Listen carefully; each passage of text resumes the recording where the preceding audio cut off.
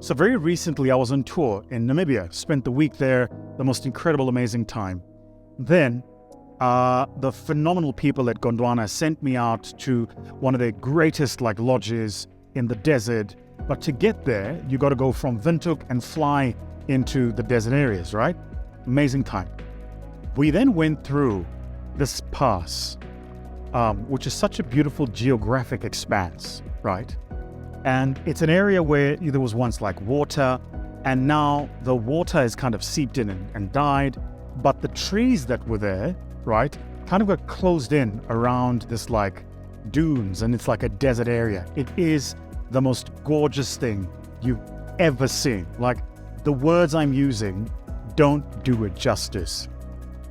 I want to talk at some point later about that, about how life finds a way to sustain itself even in the harshest environments.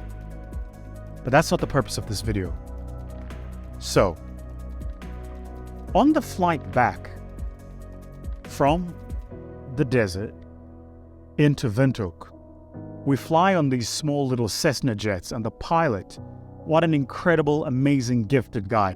Tattoos everywhere. Really, really, really smart guy, very sharp, very in tune. I really enjoyed spending time with him. And on the flight back, myself, my team, and the CEO of Gondwana and his family are all flying in this small little Cessna plane, right? And it's in the middle of the day. And so, those of you who understand aviation, you would know one of the causes of turbulence is the heat and how that all works, right? You all know this better than me. But we're flying over this really mountainous area, and there's a lot of turbulence. I hate turbulence, right? And then the craziest thing happens. In the direction of flight we are, the sun is right in front of the plane. So the sun is kind of blasting into where the pilot is sitting. The pilot's sitting there, and he doesn't have a co-pilot, right? One of the passengers is sitting next to him. And I want you guys to picture the scene. So we're in this little metal tube of the Cessna plane, and the plane keeps doing this the whole time, and they're doing this, and I'm trying not to look down and look to the side, and the whole thing is happening. The whole thing is shaking, and every time I think my stomach is settled, my stomach jumps to my throat again because the plane does this. And then I notice up ahead, the pilot. He reaches behind his seat and he grabs, those windshields, right? You put them on, you know those windshield covers. If you live in a hot area, you typically put them on the front end of the car, and they reflect the light out. The idea is that it's supposed to keep the cover of the car cool. I don't know what the actual term or the name for it is, but the thing I'm talking about is usually silver, and it's got a shiny saran wrap foil kind of look. And if you live in a hot town or it's a hot day, right, you put it on the dash and it covers the whole windscreen, right? And then you will drop the little, that little mirror thing, and it holds it out, and it's supposed to. So anyway, he reaches for this thing. My stomach up here, plane doing this. My nerves shot, my toes curled up. My hands are bare-fisted, they're gray because I'm holding onto the seat so much. This guy reaches onto the back of his chair and he pulls out this cover. And I sit there and go, and then? Now, there are two types of and then.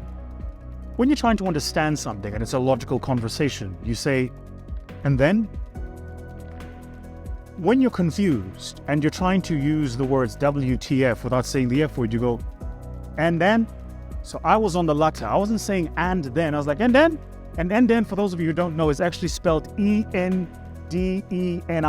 And then, it's not and then, right? So my brain kicks in and I go, whoa, what's this guy doing? He takes the cover. True story. He puts the cover on the windscreen, half of it, yeah? The half he's sitting on. Hey. So in my head, I'm going, hold on, how many other black people on this plane? And I realized I'm the only one. So immediately I'm thinking, maybe this was the plan all along.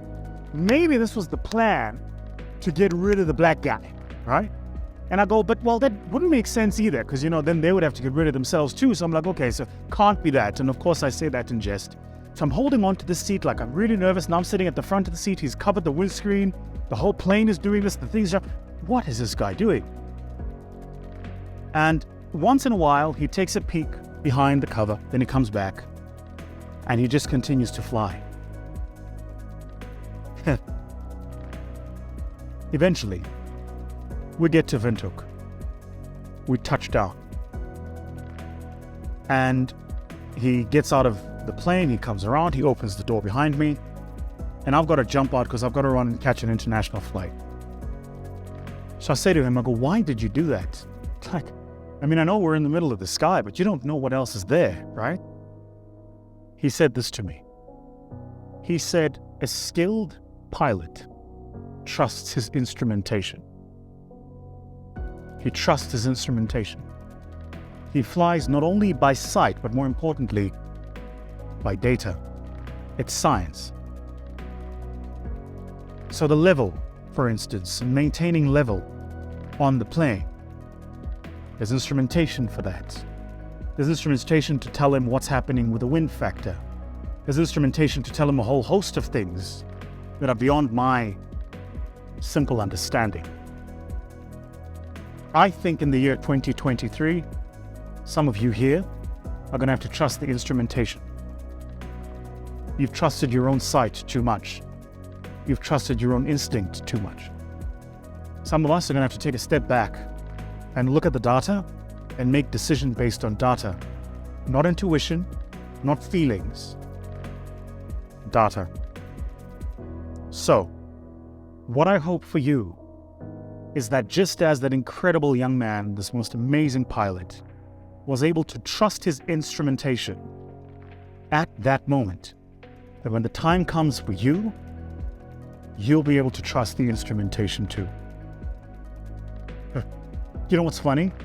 In the School of Scale, this is one of the things we allow and work with our clients to do. We work with founders, entrepreneurs, and business owners to help them build the instrumentation so they can run their businesses more effectively.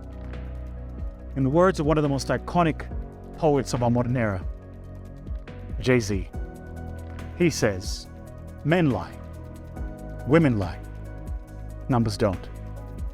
So what I hope for you is that you can build systems around you to give you the data to make good decisions. Cheers.